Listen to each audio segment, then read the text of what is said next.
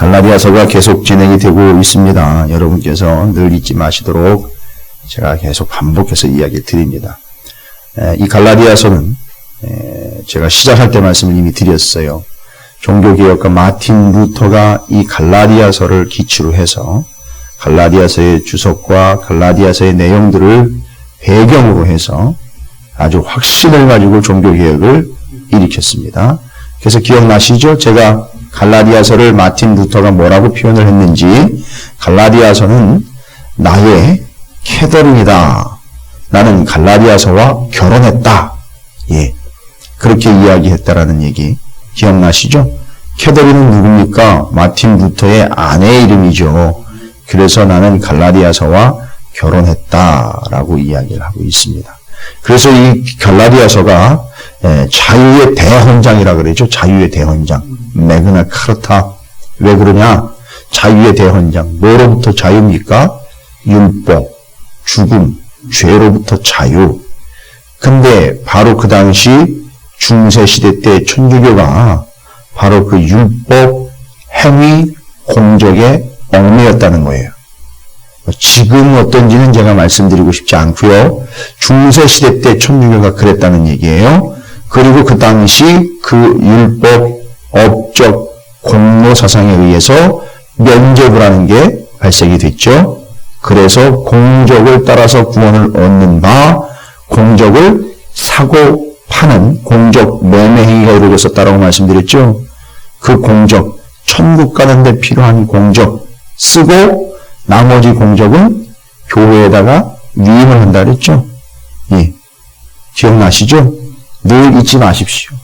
그래서 이 사람 저 사람으로부터 위임받은 공적이 교회, 그 당시에 이제 공교회라고 하는 천주교에서 수집을 하다 보니 어마어마하게 많이 수집을 하게 됐어요. 어차피 죽는 사람 가는데 너는 공적 필요한 만큼만 가지고 천국 가고 나머지는 교회에다 위임해주고 가라. 그러니까 그렇게 위임받은 공적이 많잖아요. 그런데 천국 가려면 공적이 필요한데 공적이 부족한 사람이 있어요. 그래서 그 공적 부족한 사람에게 교회가 위임받은 공적을 어떻게 했다 그랬어요? 예, 팔았어요. 돈을 받고. 그런 식입니다. 이게 면죄부예요. 그래서 95개조의 반박문을 내걸고 마틴 루터가 그건 아니다. 어떻게 그딴 식으로 구원을 얻을 수 있느냐. 그래서 오직 믿음, 오직 은혜, 오직 말씀 기초를 내걸고 마틴 루터가 종교개혁을 일으킬 때 갈라디아서를 아주 생명처럼 여기고 이 갈라디아서를 기치로 내걸고 뭐 길지도 않아요. 갈라디아서만 해봐야 6장까지밖에 안 되는데 이 갈라디아서의 내용을 가지고선 종교개혁의 근간을 삼았다라는 겁니다. 여러분 제가 왜 이 이야기를 드리냐면 우리 가운데서도요. 교회와 성도들 사이에서도 여전히 그런 사상과 그런 생각을 가지고 신앙생활하는 이들이 있어요. 정말 그야말로 종교개혁이 필요한 사람들이 한둘이 아니에요. 내가 일주일 내내 한 번 안 빠지고 새벽기도 하면 하나님의 감동 먹겠지. 여러분 하나님이 우리에게 감동 먹는 게 아니라 우리가 하나님에게 감동을 먹으며 살아가야 되는 거예요. 뒤바뀐 겁니다. 여러분 지성이면 감천이 아니에요. 정한수 떠놓고 장독대에서 물 받아놓고 손 발이 제대로 비는 게 아닙니다. 이미 우리는 아브라함의 언약, 약속, 복음으로 인하여 그럴 가치가 없는 존재들이 그렇다 여김을 받아 주신 거예요. 하나님께. 그걸 생각할수록 너무너무 감사하고 은혜스러운 거예요. 그러니까 밤에 잠이 안 오는 거예요. 그러니까 새벽같이 나와가지고 하나님 앞에 기도하는 거예요. 내가 이렇게 정한수 떠놓고 기도하니까 이걸 봐서라도 들어주십시오. 아니고요. 어쩜 그렇게 그냥 썩어질 수밖에 없고 무너질 수밖에 없는 일을 이렇게 구원시켜 주셨는지 밤에 잠이 안 오는 거예요. 해가 중천에 뜰 때까지 누워있을 수가 없는 거예요. 그러니까 나와 하나님 앞에 기도하며 말씀을 붙잡을 수밖에 없는 거예요. 여러분이 지성을 다하다 보면 우물이 터지는 그 감천이 아닙니다. 여러분 이미 하나님으로부터 그 은혜와 사랑으로 복음을 받은 이들이에요. 할렐루야. 그러니까 오늘 한날의 삶은 여러분에게 정말 아무런 값어치도 아무런 보상도 원하시지 않고 그냥 허락해 주신 거예요. 그것만 생각한다면요. 그리고 또 한 가지만 말씀드리자면 어제 우리랑 운명을 달리한 그 사람들이요. 그렇게 하루만 더 살았으면 좋겠다라고 이야기했던 그 하루가 오늘 하루란 말이에요. 근데 우리 그걸 허락을 받았어요. 하나님으로부터. 어떻게 오늘 한날을 그렇게 허락받은 한날을 절망청 써버릴 수 있고 엉망진창으로 복음이 아닌 비진리들을 붙잡으면서 살아갈 수가 있겠습니까? 바울이 말합니다. 그것이 하나님의 은혜였고 그것이 하나님의 복음이었다. 여러분 시간이 되시면 꼭 제가 다시 한번 말씀을 드립니다. 어제 새벽, 그제 새벽, 또 어제 수요일 저녁 예배 말씀이 교회 사이트에 올라가 있으니까 어제 수요일 저녁 건 아직 안 올라갔습니까? 예, 다 올라갔답니다. 꼭 들어보세요.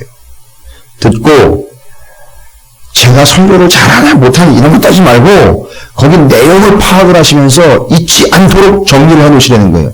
어제 아주 중요한 얘기를 제가 드렸어요. 분명히.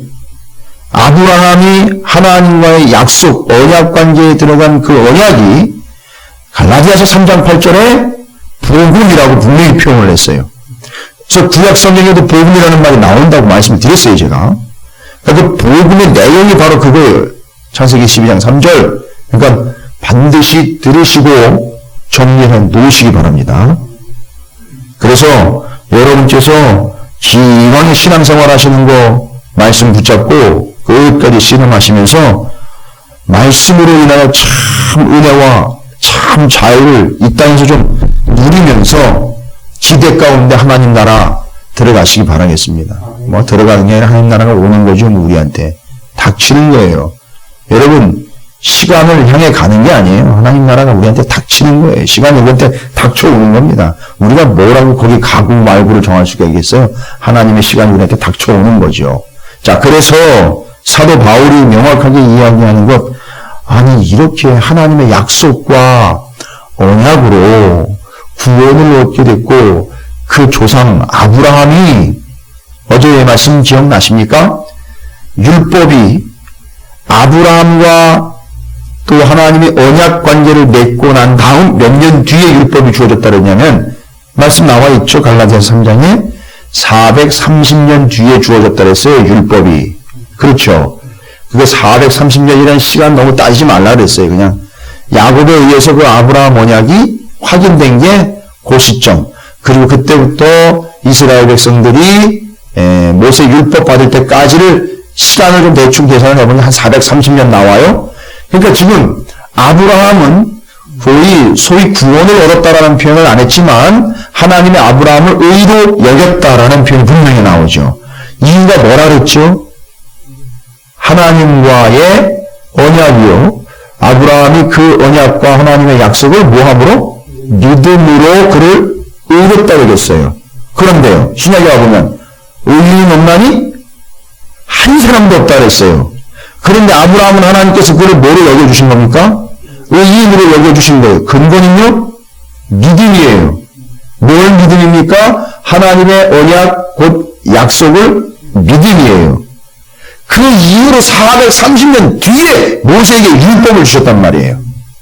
근데 지금 이스라엘 백성들은요, 믿음으로 의롭게 여긴 바가 구원받은 아브라함의 믿음은 제껴놓고 430년 뒤에 이미 그 약속을 받고 의롭다 여김받은 역사의 430년 뒤에 주어진 율법을 가지고 유대인들은 뭐라고 얘기한다고요? 이 율법을 지켜야 의롭게 된다. 율법을 지켜야 구원을 얻는다라고 이야기를 해버렸단 말이에요. 이 엄청난 모순을 가지고 갈라디아 지역의 교회들에게 유대 율법주의자들이 뭐라고 얘기를 한다고요? 오직 믿음 아니다 이게 아니에요. 오케이 믿음 좋아. 예수 믿고 구원받는 거 좋아. 인정해 줄게. 누가 아니래? 예수 믿고 구원 얻는 거 맞는데 옳은데 플러스 알파 그것만 가지고 어떻게 돼? 그것만 가지고 어떻게 돼? 거기다가 율법도 좀 지켜야 되고 할례도 좀 웬만하면 가능하면 전부 좀 할례도 좀 받고 이렇게 플러스를 시켜버렸단 말이에요. 그러니까 들을 때에는 믿음으로 구원 얻는 걸 아니라고 배경을 한 게 아니라 한편으로는 인정해주는 척 하면서 뭐를 지키게 하는 거죠? 율법을 지키게 해서 자기네 페이스를 끌고 오려고 하는 거죠. 근데 여러분 생각해 보세요. 우리가 구원을 얻으면 그 복음이 예수 그리스도 말고 다른 걸 더 필요로 하느냐 이거예요. 여러분, 우리의 구원이 오직 예수 그리스도 외에 다른 걸 더 필요로 하냐 이 얘기입니다. 여러분 뭐 다른 게 더 필요한 게 있습니까? 예수님 말고? 하나님이 예수님 말고 뭘 다른 걸 주셨으면 한번 대해보세요. 이 땅 가운데 보내주신 게 믿고 구원 얻으라고 보내주신 게 예수 그리스도 말고 다른 게 뭐 있으면 목사님 하나님 율법도 주신 거 아닙니까? 그러니까 제가 이제 오늘 설명을 드린다고요. 율법을 왜 주셨는지를. 율법은 예수님 오실 때까지 예수님에게 안내해 주기 위한 무슨 역할을 했느냐면 몽학 선생의 역할을 했다고 그래요. 이게 오늘 얘기예요. 그러니까 율법하고 예수님하고는요 본질이 달라요. 그러나 율법은 예수님을 안내해 주고요. 예수님께로 인도해 준다라는 측면에서 율법은요 없어서는 안 되는 거예요. 그렇지만 율법으로는 구원을 받을 수 없어요. 오직 예수 그리스도만으로 구원을 얻는 거예요. 자, 그렇게 되면 예수 그리스도를 온전히 믿음으로 구원의 확증을 가지고 살아가는 사람들은 어떤 삶을 살게 됩니까? 율법 그따위 필요 없고가 아니라 율법이 아무리 혹독한 걸 원해도 어떻게 해요? 그보다 더한 걸 원해도 예수 그리스도 때문에 구원의 확증과 확신이 있는 사람들은 율법 그 이상의 것도 어떻게 해내기 시작합니까? 이제는 지켜내기 시작하는 거예요. 희한하죠? 강대상에서 목사님이 몇백 마디의 잔소리라도 들어먹지 않더니만 어떻게 되버려요? 복음을 받아들이는 순간 목사님이 강대상에서 시키지 않아도 하더라는 거예요. 맨날 여러분에게 예배 빠지지 마십시오. 새벽기도 나오십시오. 기도하십시오. 시간 나와 은혜 받으십시오. 아무리 얘기하면 뭐합니까? 사람이 말로 해봐야 들어먹지 않아요. 저도 기대도 안 해요. 그냥 가만히 내버려 두는 게 포기하는 게 아니라 그냥 내줄래라고 내버려 두는 게 아니에요. 명확하게 복음과 은혜가 확인이 되면 때려 죽여도 나간다는 거예요. 날 때려 죽여도 예수를 믿겠다는 거예요. 난 죽으면서 피를 토하면서도 예수의 발목을 붙잡고 죽겠다는 거예요. 이게 복음인 거예요. 누가 시킨다고 되는 게 아니에요. 그래서 제가 시키지 않는 거예요. 그거 잘못시켰다가는요 오히려 제가 철퇴를 맞아요. 그러나 복음이 뭔지는 명확하게 제가 말씀드려요. 복음이 뭔지만큼은 명확하게 말씀드립니다. 제가 사꾼 목자나 사기꾼 될 수는 없기 때문에 복음이 뭔지는 명확하게 말씀을 드립니다. 그리고 그 복음을 명확하게 붙잡은 자들은 명확하게 확인하는 거예요. 아, 율법을 지킴으로가 아니라 오직 믿음으로 구원을 얻는 것. 이걸 정리를 다 해버리는 거예요. 그래서 이제 여러 이야기를 드릴 수 없으니 제가 어제 수요일 저녁이라든지 어제 그제 새벽 말씀들을 다시 한번 연결을 하면서 여러분께서 확인해서 들어놓으시면 거기 충분히 제가 설명을 했으니까 특별히 어제 예레미야 11장 같은 경우는 예레미야가 이스라엘 백성을 통해서 한탄을 하면서 소리 지르는 바가 뭐냐면 하나님과의 언약을 깨뜨렸다. 니들이 언약을 깨뜨렸다. 근데 그 언약은 아브라함과 맺었던 언약이요, 모세와 맺었던 언약이요, 이스라엘과 맺었던 언약인데 그걸 다 깼다 그랬어요. 그런데 갈라디아서 3장 8절에 보니까 그 언약이 뭐라고 나와 있었어요? 복음이라고 나와 있었어요. 그러니까 그들은 이스라엘은 뭘 깨버린 거예요? 하나님과의 단순한 언약을 깬 게 아니라 본질적으로 신약까지 쭉 연결이 되면 하나님이 그들을 위하여 생명과 기쁨으로 주신 복음을 깨서버린 거예요. 아주 깨부숴버린 겁니다. 그러니까 하나님이 뭐라고 얘기를 하셨습니까? 복음을 깨부셔버린 그들의 부르짖음을 듣지 않겠다라고 얘기를 했어요. 이게 무시무시한 얘기입니다. 근데 오늘날에도 그런 현상들과 일들이 분명히 나타나고 있어요. 그래서 여러분 정확하게 정리를 하셔야 됩니다. 그래서 오늘은 23절부터 29절까지 사도 바울이 다시 한번 정리합니다. 율법이 뭐냐? 복음이 뭐냐? 뭐 어렵잖아요. 이 3장 전체를요. 여러분께서 쭉 천천히. 그래서 제가 이 3장 전체를요. 급하지 않게 구절 나눠서 지금 계속 설명을 드리는 거예요. 너무 중요한 거니까. 그 다음에 갈라디아서 3장은 또 신약성경에 바울이 기록한 로마서 3장과도 직결된다 그랬어요.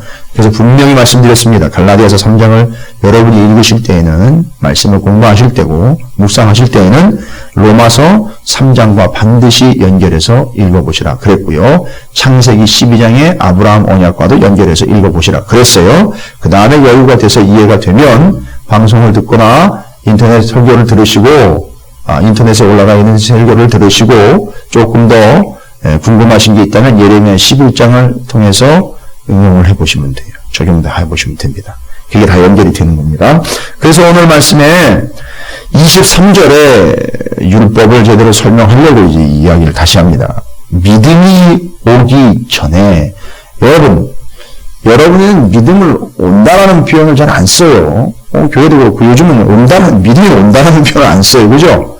믿음을 갖게 되었다라는 표현을 쓰죠. 그죠? 믿음이 있다 없다 믿음을 갖게 되었다 이런 표현을 쓰는데 23절에 보니까 믿음이 온다라는 표현을 써요. 이건 뭘 이야기하는 거냐면 믿음이 온다라는 거는 믿음의 대상인 예수 그리스도가 온다라고 보셔도 돼요.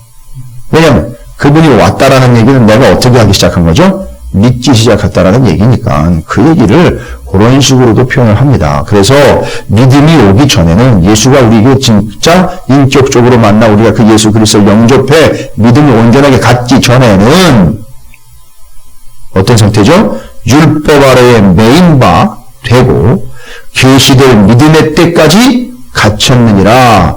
드러날 믿음의 때, 드러나고 오실 예수 그리스도가 오실 때까지 이 율법은 어떤 역할을 해요? 우리를 이끌고 우리를 인도해내는 역할을 합니다. 끌고 다니는 역할을 해요, 율법이. 왜요? 일종의 가이드 역할을 하니까요. 그러나 누가 왔어요? 그 율법이 의도하고 율법이 의미하고 율법이 지향하는 바, 율법이 가르치는 바 누가 오신 거예요? 예수 그리스도가 오고 난 다음에는 이 율법은 더 이상 그 역할을 예수 그리스도의 역할과 비교하지 못할 정도로 자신의 역할은 거기까지인 거예요. 율법은. 예수 그리스도께지만 인도하면 되는 거예요. 그래서 율법의 기능이 뭐라 그랬죠? 로마서 어제도 같이 나눴잖습니까? 로마서 죄를 깨달음이라 라고 이야기했죠. 율법이. 범법한 상태에서 율법이 주어지니까 범법이라는 건 뭐라 그랬죠? 저질른 상태예요. 그냥 일을 저질러 놨는데 이게 나쁜 건지 좋은 건지는 몰랐어요. 사람들이. 그런데 율법을 딱 줘버리니까 율법에 비추어 범법한 사실, 저질러 놓은 일을 비추어 보니까 이게 뭐가 됐다는 거죠? 죄, 하마르티아가 그때 되는 거예요. 이제. 그래서 율법을 주었기 때문에 율법을 받았으니까 내가 저지른 일이 뭐가 됐다라는 걸 알죠? 죄라는 걸 아는 거예요. 그러니까 율법의 기능은 뭐냐? 죄가 무엇인지를 깨닫고 나는 죄인이라는 걸 깨닫는 거예요. 율법의 항목을 쭉 비춰보니까 그리고 또한 율법 여러 가지 항목들이 있잖아요. 그죠? 그래서 스스로 깨닫는 겁니다. 이걸 다 지킬 수 있다 없다? 우리는 없다. 그럼 어떻게 돼요? 분명히겠죠. 이거 다 안 지키면 어떻게 된다고? 죽는다 그랬잖아요. 그럼 나는 어떤 존재예요? 율법에 의하면 못 지키지요. 죄인이지요. 그대로 두면 어떻게 된다는 거죠? 죽는다는 거 아닙니까? 그럼 어떻게 돼요? 비관하라고 율법을 준 게 아니라 그래서 나는 이러한 죄를 저지른 죄인이다. 이렇게 살다간 죽는다. 율법 다 지킬 수 없다. 완전 비참하죠. 완전 엉망되는 거죠. 이러다가 이제 우울증 걸리는 거잖아요. 그리고 내버려두면 어떻게 돼버려요? 자살해야죠. 안 그렇습니까? 어떻게 살아요? 또 오해하시면 안 됩니다. 또 김성호 목사가 자살해라 그랬다 뭐 이런 식으로. 저 방송 다 녹화돼요. 그런 얘기 들은 게 아니에요. 그렇게 살다 보면 율법적으로 살다 보면 율법만 붙잡고 살아가다 보면 다 못 지킨다. 나는 죄인이다. 죽일 놈이다. 이제 이러다가 끝장나는구나. 방법이 없구나. 이 상태에서 누가 왔어요? 예수 그리스도가 왔단 말이에요. 그러니까 너는 그렇게 해서 죽을 존재가 아니라 그러니까 내게는 너한테는 누가 필요하다? 예수인 내가 필요하다. 이게 복음인 거예요. 그러니까 율법은 거기까지 인도해 주는 거란 말이에요. 그리고 예수님이 오셔가지고 얘기했잖아요. 그래서 그 율법을 폐하려고 온 게 아니고 그걸 완성하고 이루려고 왔다. 이 말씀인 거예요. 너 힘들지? 안 되는 거 알지? 근데 내 믿으면 그냥 죽는 거 알지? 네가 봐도 너가 안 되는 거 알지? 바울은 뭐라고 했어요? 자신을. 내가 죄인 중에 괴수라고 그랬단 말이에요. 그렇게 율법을 철저하게 지켰고 율법에 능하고 대가했던 사도 바울이 율법하면 아주 번쩍번쩍 빛났던 그 바울이요. 자기는 뭐라 그랬어요? 율법에 비춰보면 나는 죄인 중에 괴수인 거예요.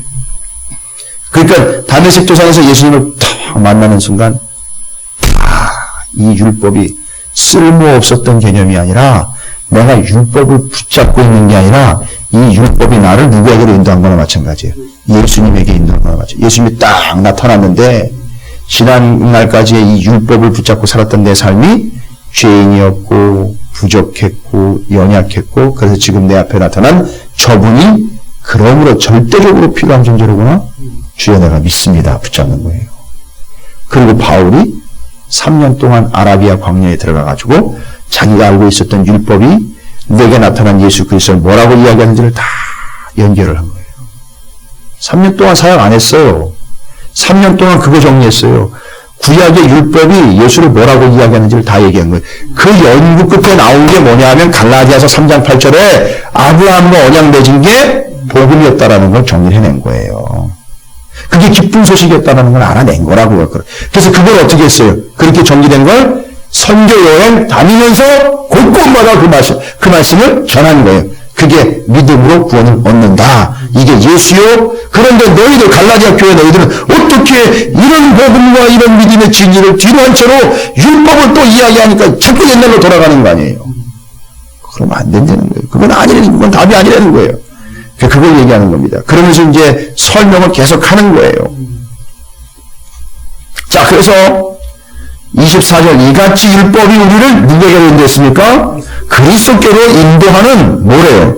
초등교사가 되어 우리로 하여금 믿음으로 말미암아 의롭다함을 얻게 하려 함이라. 우리의 목적은 뭡니까? 율법을 지켜 의롭게 되는 게 아니라 믿음으로 말미암아 의롭게 되는 건데 율법이 우리를 어떻게 했어요? 그리스도께로 인도하는 뭐래요? 초등교사. 옛날에는요, 이 초등교사를 뭐라고 얘기했냐면 몽학선생이라고 그랬어요. 예, 몽학선생. 이 초등교사라고 하는 것은, 디다스칼로스라는 헬라어에 교사라는 단어가 있는데, 그거 얘기하는 게 아니에요. 디다스칼로스는 아예 정식적인 교사를 이야기하는 거고요. 그거랑 다른 단어입니다, 보니까. 초등교사는. 선생님이 아니에요. 본질상은. 그럼 누구냐 하면, 이 몽학선생이라고 일컬어주는 이 초등교사는 누구냐 하면, 헬라어로요, 파이다고고스라는 단어를 쓰는데, 그럼 벌써 디다스칼로스랑 다른 거예요. 디다케, 교육이라는 뜻인데, 디다스칼로스와는 다른 파이다고고스라는 단어를 쓰는데, 여러분, 옛날에는 유력한 명문 가문이나 권력 있는 집에서 부모들이 애를 낳으면 그 아이들을 일정한 연령까지 알려진 바에 의하면 6세부터 16세 정도까지 아이들이 자랄 때까지 그 아이들을 돌보아주는 시종이 있었어요. 옛날 말로 하면 유모. 그래서 그 아이들이 일정한 연령까지 자랄 수 있을 때까지 예의범절 정도 좀 가르쳐주고 아이들을 뒷바라지 해주고 학교를 만약에 간다 그러면 학교 가고 오는 것 데려다주고 데려오는 역할. 그런데 여전히 그의 신분은 뭐냐 하면 종이에요. 그런 역할을 했던 이들을 바로 초등교사라고 그래요. 가정교사도 아니고 초등교사. 종 중에 주인의 자녀를 양육하는 데 도움을 주면서 그들을 돌보고 살피는 일을 하는 종. 그게 초등교사 몽학선생이라고 그래요. 그리고 선생이라는 말이 붙는 바람에 뭔 교사 내지는 가르치는 자처럼 받아들였는데 그게 아니고 그들의 신분은 원래 뭐예요? 종이에요. 시종 중에 그런 역할을 하는 종들이 초등학문에 바로 초등교사요, 몽학선생이라고 표현을 했단 말이죠. 그런데 이 초등교사, 곧 몽학선생은, 초등교사는 언제까지만 효과가 있어요? 16살까지. 연령으로 치면. 뭐 정말 그게 맞다면, 그러니까 성장하기 전까지, 어느 연령까지, 어느 수준까지만 이 초등교사는 그 역할을 하는 거예요. 그리고 그 연령이 넘어가면 이제 이 아이는 초등교사의 인도를 받거나 초등교사의 도움을 받는 것이 아니라 이젠 직접 누구의 말씀을 듣고 누구를 따라 누구와 함께하게 되는 거죠? 부모. 그 연령이 넘어가면 부모와 함께하고 부모의 말을 직접 듣고 부모의 지시를 받고 부모의 보호를 직접 받으면 이제 독립할 준비를 하는 거잖아요. 그게 바로 초등교사가 하는 일이에요. 그런데 초등교사에다가 뭐를 갖다 비유를 했어요? 율법이 그런 역할을 하는 거다 이거예요. 정리가 되십니까?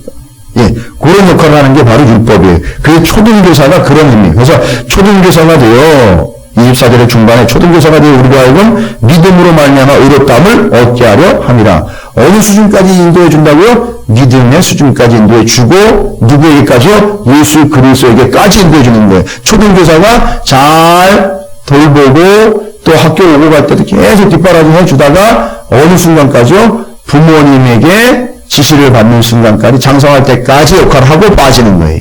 이 초등교사는. 예. 그러니까 초등교사가 잘못됐다거나 초등교사가 필요 없다라는 얘기 아니죠? 반드시 필요한 거예요. 그런데 그 역할은 거기까지 되는 거예요. 나중에 커서도 초등교사의 도움을 받고 있다. 다 컸는데도 초등교사의 도움을 받고 있다. 이건 어떤 상태일까요? 20세 이상이 넘어갔는데도 16세 이상이 됐는데도 여전히 초등교사의 손길을 필요로 한다. 어떤 사람일까요? 어떤 상황일까요? 성인이 됐는데도 초등교사의 도움을 받아야 돼요. 뭔가 문제가 있겠죠. 그죠? 선천적으로 뭐가 문제가 있든지 후천적으로 뭐가 문제가 있어서 그의 도움을 받지 않고서는 자라갈 수도 없고 생활할 수도 없는 뭐예요? 뭔가 신체적으로나 정신적으로 문제가 있는 아직 미숙한 단계. 그러니까 여전히 율법에 얽매이는 사람들은 어떤 사람들이 여전히 수준이 안 된다. 여전히 영적인 밸런스도 안 맞고 여전히 어린 아이와 같은 삶을 살아가고 있는 이들에게는 초등학문이 필요해요. 아니, 초등교사가 필요해요. 몽학선생이 필요한 거예요. 바로 그걸 얘기를 하는 거예요. 그러나 이제 우리는 뭘 받았어요? 뭐가 왔다 그랬잖아요? 믿음이 왔다 그랬죠. 이제 우리는 그걸 도움을 받는 게 아니라 믿음으로 사는 존재인 하나님의 자녀, 그것으로 구원을 얻는 바 된 사람들이란 말이에요. 그러니까 우리는 뭘 따라갑니까? 율법을 따라가는 게 아니라 복음, 믿음으로 사는 거예요. 여러분, 이렇게 아주 치밀하게 설명을 하고 있어요, 바울이. 25절, 믿음이 온 후로는, 보세요. 이건 예수가 왔다라는 말도 되고, 예수를 믿게 된 것, 똑같은 말을 받아들이신데요. 우리가 초등교사 아래에 있지 아니하다. 이게 장성한 거잖아요. 그죠? 그리스도의 어떠한 분량에 장성한 분량에까지 이르도록 됐습니다. 26절, 너희가 다 뭘로 말미암아? 믿음으로 말미암아 그리스도 예수 안에서 하나님의 아들이 되었으니 이제는 누구의 이 지시를 받는 거예요? 아버지의 지시를 받는 거예요. 말씀을 따라가는 거예요. 이제는 27절, 누구든지 그리스도와 합하기 위하여 세례를 받은 자는 그리스도로 옷 입었느니라. 여러분, 27절 말씀은 상당히 복잡하다는 게 짜증난다는 게 아니라 설명이 따로 필요하다는 것을 이번 주일날 말씀으로 나눠 드릴 거예요. 제사장의 복장과 함께 연결을 해서 그리스도로 덧입는다, 옷 입는다라는 표현을 주일에 정리를 할 거예요. 출애굽기 28장 말씀을 통해서 제사장 복장과 연결해서 설교할 거예요. 말씀 전할 겁니다. 그때 말씀을 받으시고 들으시면 될 것 같고요. 옷 입었다라는 말은 신분이 바뀌었다라는 얘기로 이야기하시면 돼요. 신분이 바뀌었다. 복장이 바뀌었다는 거 아니에요. 그렇죠? 그걸 그냥 옷 입는다라는 개념이 아니라 덧입는다라는 걸로 정리를 해야 돼요. 왜냐하면 성경에 보면 덧입는다라는 표현이 계속 나오거든요. 옷 입는다라는 표현도 나오고. 자, 그래서 이제는 완전히 예수 그리스도를 믿는 자로 신분이 바뀌어 버린 겁니다. 너희는 유대인이나 헬라인이나 종이나 자유인이나 남자나 여자나 다 그리스도 예수 안에서 하나이니라. 왜요?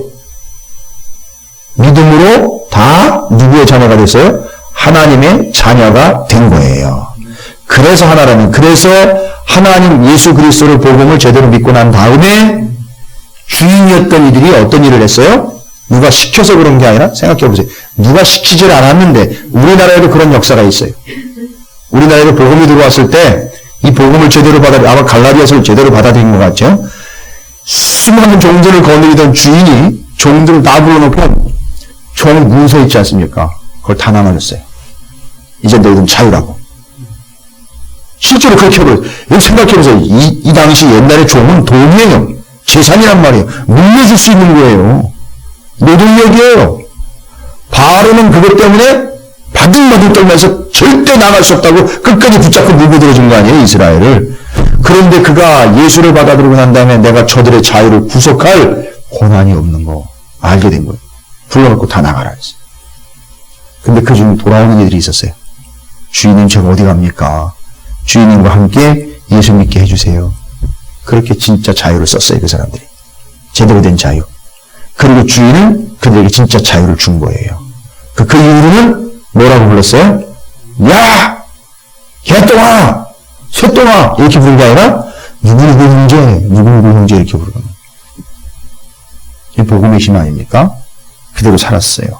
우리나라 역사에는 분명히 기록되어 있습니다. 복음이 처음에 들어왔을 때. 그래서 다 하나다. 그래서 29절 너희가 그리스도의 것이면 곧 아브라함의 자손이요 약속대로 유업을 이을 자니라. 아브라함 얘기가 또 나와요. 왜냐? 그 아브라함이 약속을 받아 그것이 복음이고 믿음으로 의롭다 여김 받은 것처럼 너희들도 여러분도 아브라함처럼 믿음으로 의롭다 여김을 받아 구원 없는 존재가 되는 것입니다. 라는 거예요. 그러니까 율법은 끼어들 틈이 없는 게 아니라 이제 율법은 역할을 다 한 거고 뒤로 빠져줘야 되는 거예요. 예수 그리스도를 전면에 내세워야 되는 거예요. 예수 그리스도를 지금 따라가야 되는 거예요. 율법 너 필요 없어가 아니라 이제 예수님을 통해서 너 다 된 거야. 오케이, 충분히 이뤘어, 잘했어 라고 율법을 받아주고 인정해 주는 거예요. 그래, 그걸 지키고 구원을 얻는다는 얘기는 새빨간 거짓말인 거예요. 예수님을 면제다 놓고 무시하는 거예요. 그거는 예수님을 이제는 따르고 붙잡고 의지하는 거예요. 그게 농학선생이요 또 초등교사였던 율법이 해줄 수 있는 역할이었던 거예요. 그래서 율법을 보면 누가 보이는 겁니까? 예수가 보이는 거예요. 구약을 보면 누가 보여요? 예수가 보여요. 구약엔 누가 있어요? 예수가 있다고요. 찾아보면 분명히 있어요.